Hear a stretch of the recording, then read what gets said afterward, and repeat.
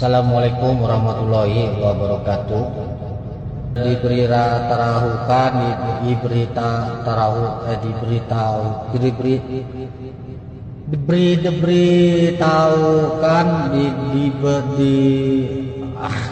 Video kali ini kayaknya bakalan nyenggol banyak pihak dan kepentingan. Gue sadar akan hal itu, tapi di sisi lain gue juga semakin merasa terbebani dengan keresahan ini. Mungkin benar kata orang, cara bahagia paling gampang adalah tidak mengkhawatirkan apapun yang belum terjadi.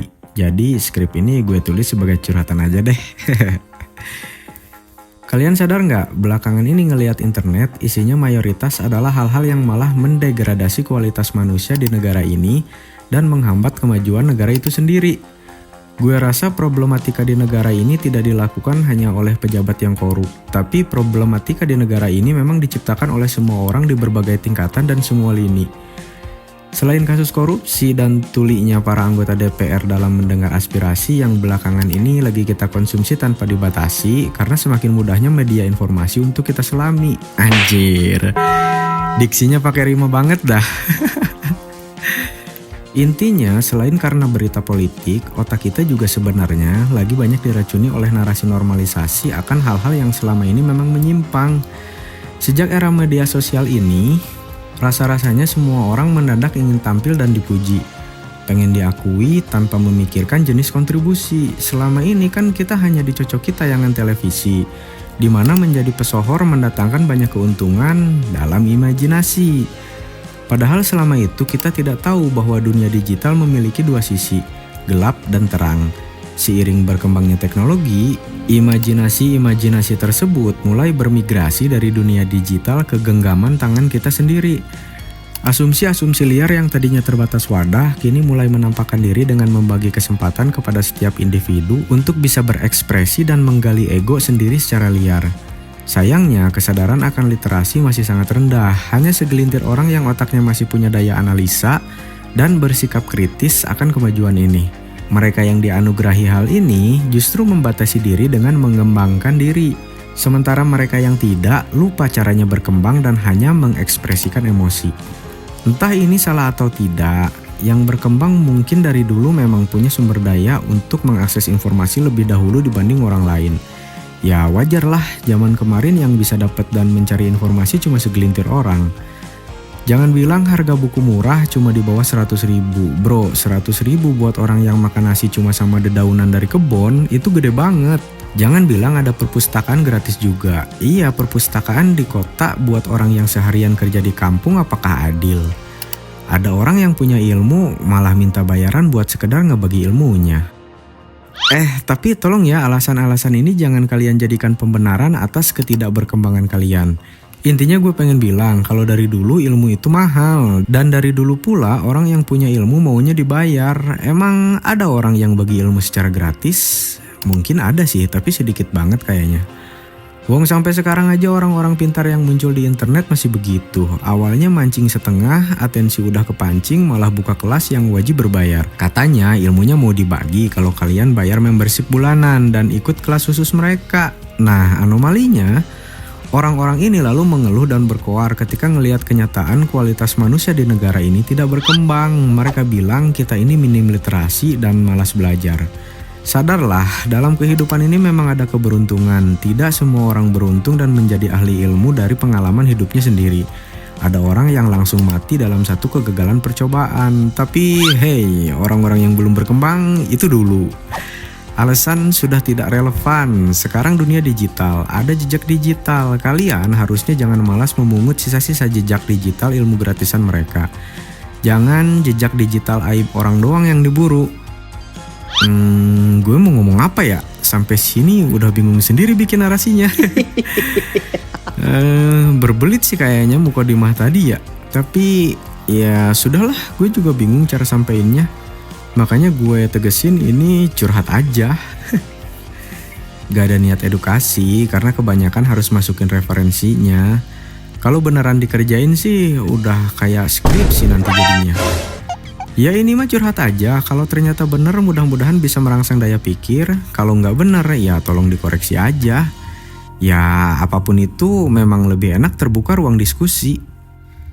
Oke, di video ini sebisa mungkin akan gue bahas satu-satu apa yang gue anggap jadi problematika bagi perkembangan bangsa ini. Sekali lagi mohon maaf kalau narasinya nanti berbelit dan kesana kemari. Pertama, gue pengen mulai ini dari kepalanya. Dari atasnya, tentunya mereka ini yang disebut penguasa lah simpelnya. Yaitu orang-orang yang berkuasa yang memerintah, membuat aturan dan bisa memaksakan kehendak pada orang-orang yang tidak punya kuasa, sekelompok orang atau satu wilayah tertentu untuk memenuhi kepentingan pribadi atau kelompoknya. Bullshit lah, di negara ini ada orang yang beneran jadi penguasa demi kepentingan semua orang secara adil. Tapi poin satu ini kalau gue bahas bakal panjang banget dan perlu banyak banget referensi ahli. Tapi gini, paling gampangnya kita lihat kenapa si kepala ini bisa berkontribusi pada problematika kemajuan negara. Mungkin yang ya itu tadi cuma untuk memenuhi kepentingan pribadi atau kelompoknya aja. Jangankan kekuasaan dan kejayaan mau dibagi, ilmu aja harus dibeli kan? Lebih parahnya, penyalahgunaan kekuasaan ini malah melahirkan praktik korupsi. Wah, tingkat korupsinya udah gak masuk akal deh. Sampai ke otak dan nutrisi otak buat rakyat yang dikorupsi kayaknya. Pokoknya rakyat ini gak boleh lebih pinter dari dia, titik. Dah lah, gue stop bahas poin pertama di titik korupsi aja, karena kayaknya itu problematika terbesarnya. Nih, yang kedua gue pengen bahas orang-orang yang berduit dan berpengaruh deh.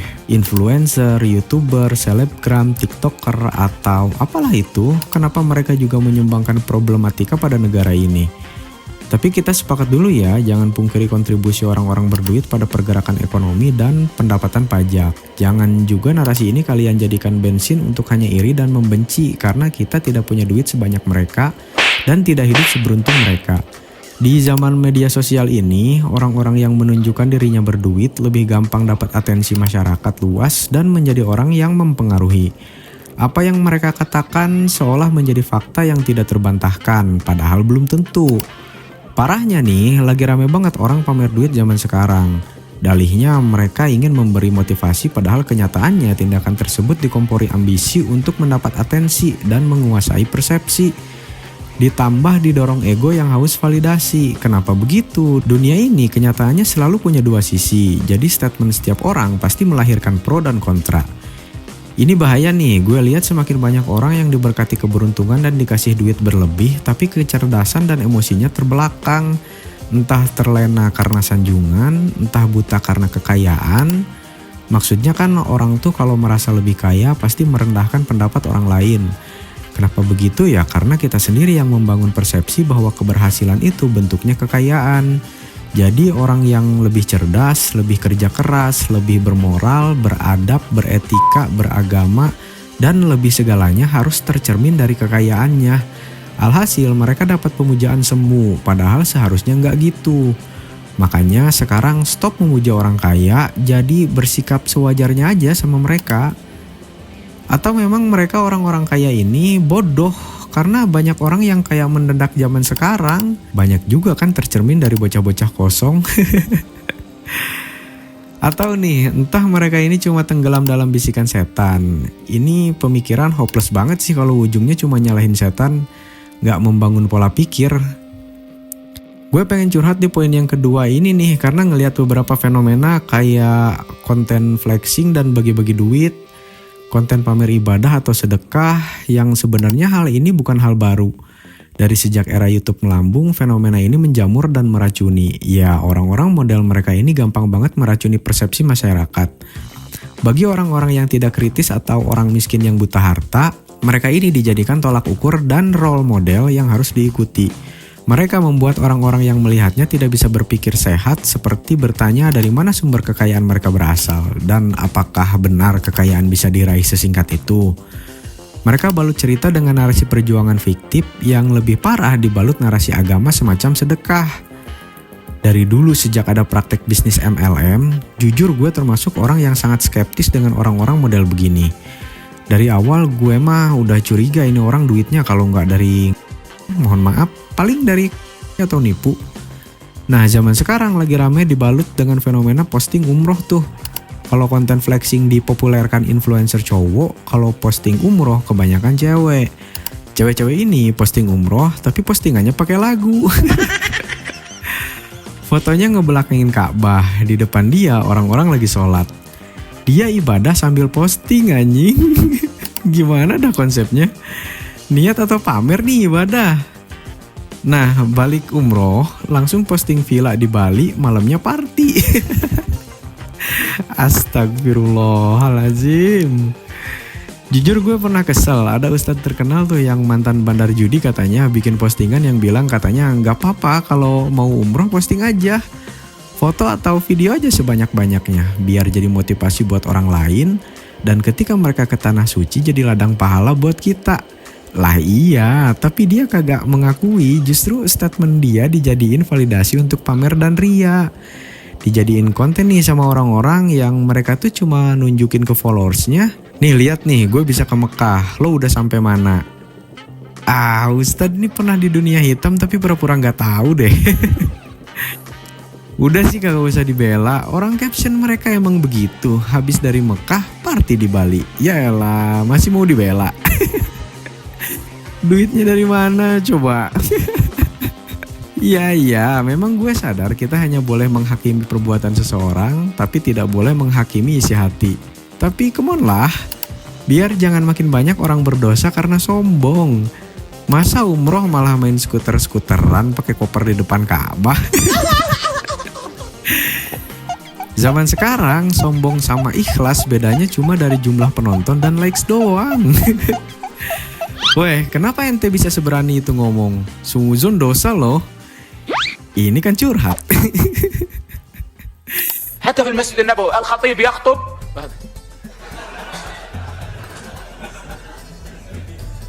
سيلفي.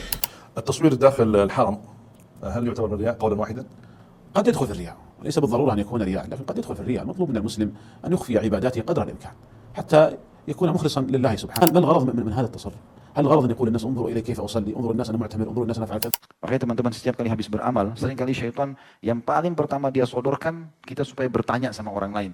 Bagaimana pendapatmu? Dengan pendapat itu, syaitan sudah cukup membuka pintu riya. Yang saya paling khawatirkan adalah kalau pada puncak ibadah ada riya, itu yang paling bahaya. Puncak rukun Islam kan haji. Haji kecilnya umrah.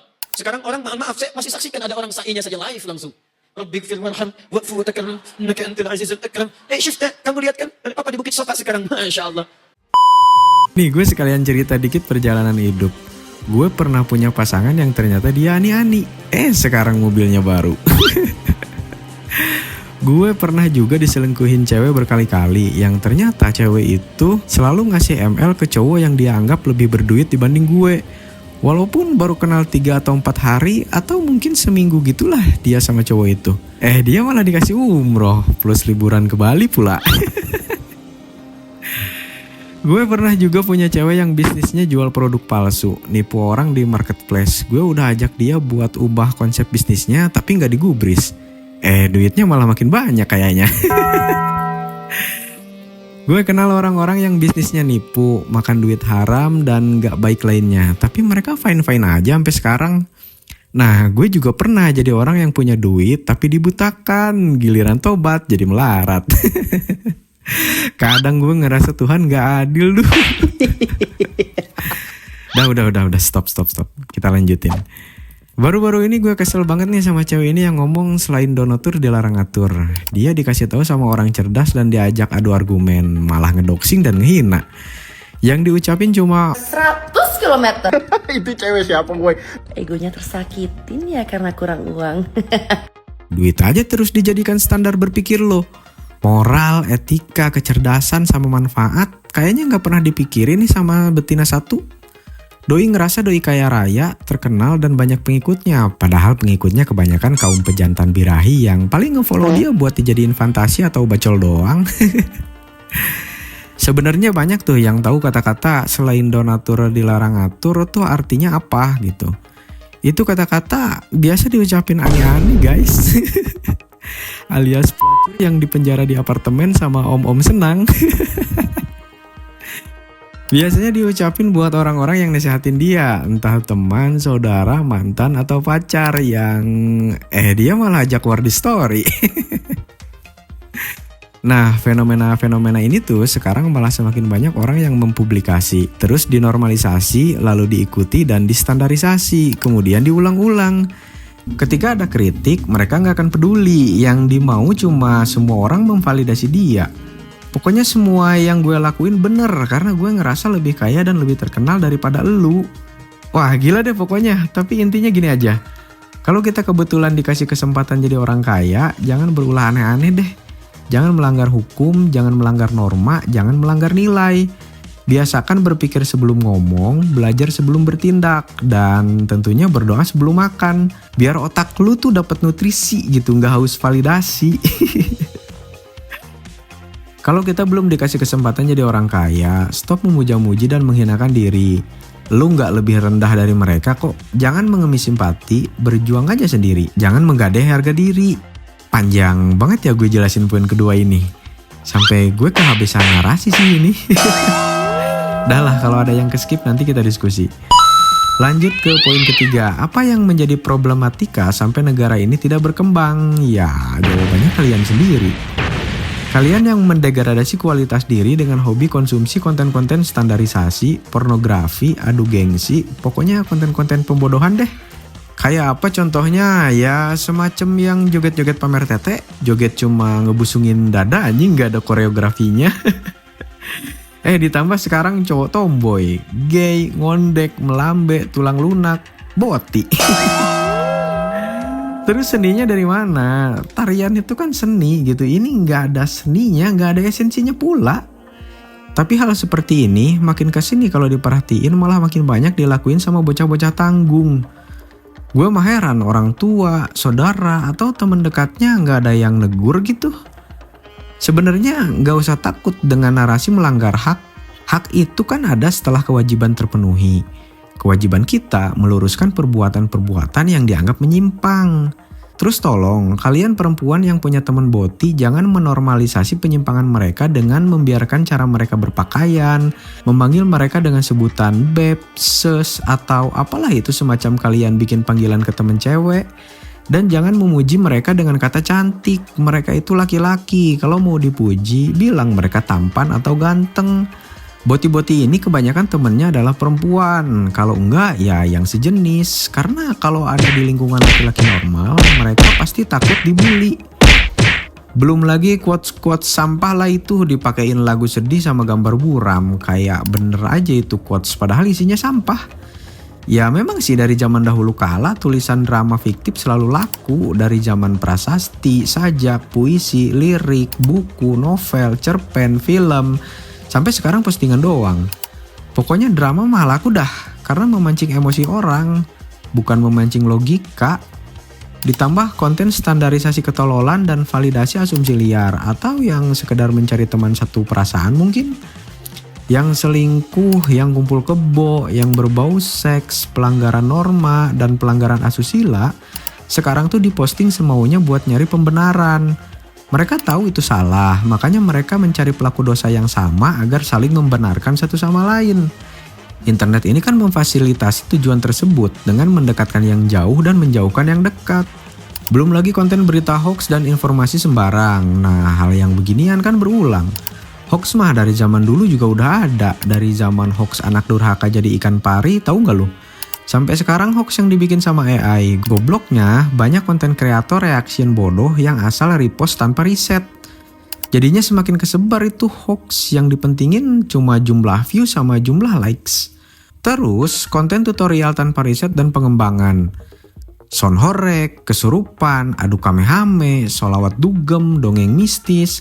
Sampai shorts YouTube anak-anak isinya orang-orang tua yang berakting tolol gitu dengan narasi dewasa yang tapi tolol. Aduh, masih banyak kalau mesti disebutin satu-satu. Males juga anjir ngumpulin klip sama ngeditnya satu-satu buat di video ini. Ntar deh kalau ada yang baru, satu-satu gue tambahin, gue bikin videonya. Emang babi. Muncul TikTok di zaman sekarang malah makin orang dibuatnya. Ini sekarang ditambah FB Pro, menyebar sampai Reels Instagram dan YouTube Shorts. Nah herannya, pemerintah kayak nggak ada upaya gitu buat kasih peringatan ke TikTok supaya membatasi jenis konten di TikTok. Kalian tahu kan kalau TikTok itu dari Cina. Di Cina sendiri pemerintahnya sangat proaktif membatasi peredaran konten. Pemerintah di sana kabarnya hanya membolehkan konten positif semacam edukasi. Hal itu dilakukan demi memajukan kecerdasan bangsanya. Terbukti, negara Cina sekarang makin maju. Amerika yang tadinya penguasa dunia sekarang ketar-ketir ngelihat Cina yang semakin maju. Terus ada India tuh, kalian tahu kan betapa absurdnya konten-konten tentang perindavan? Gara-gara itu akhirnya pemerintah memutuskan buat memblokir TikTok. Mungkin pemerintahnya sadar bahwa rakyatnya malah semakin mengalami kemunduran dengan adanya kebebasan berekspresi di dunia maya. Jadi tolonglah stop mengonsumsi ketidakbermanfaatan tersebut, jangan beralasan hiburan rakyat. Hiburan rakyat yang baik juga masih banyak kok jenisnya. Orang-orang negara maju kayaknya udah banyak tuh nyontohin. Jadi berhenti dulu deh jadi rakyat yang selalu butuh hiburan. Stop dulu deh ngasih panggung pada kebodohan. Capek gak sih jadinya lihat kondisi negara? Mereka yang bisa kabur enak anjir. Kabur gitu aja gak peduli lagi sama yang ditinggalin. Jadi gimana gak problematik negara ini kalau mulai dari kepala sampai telapak kaki orang-orangnya kagak mau mikir untuk perkembangan kehidupan yang merata. Semua orang ini mah berkontribusi pada problematika dan kemunduran bangsa ini. Mayoritas pengen kaya, mayoritas pengen berkuasa, mayoritas pengen bicara tapi seenaknya. Terus mayoritas pengen terkenal, pengen dipuja dan dipuji. Mayoritas pengen dimengerti tapi nggak mau ngerti. Mayoritas pengen berekspresi tapi nggak mau dikoreksi. Mayoritas haus validasi tapi juga minim empati. Jadi kalian pilih, mau menyalahkan negara ini hancur karena demokrasi dibungkam dan maraknya korupsi? Atau karena semua hal harus dimonetisasi? Atau karena para pemalas yang minim literasi? Atau karena kebodohan? Masih terlalu sedikitkah orang yang sadar bahwa negara ini hancur karena ulah kita semua? Udah yuk, stop yuk jadi masyarakat bermental miskin. Stop jadiin dunia digital sebagai dunia alternatif untuk ego yang tidak pantas di dunia nyata.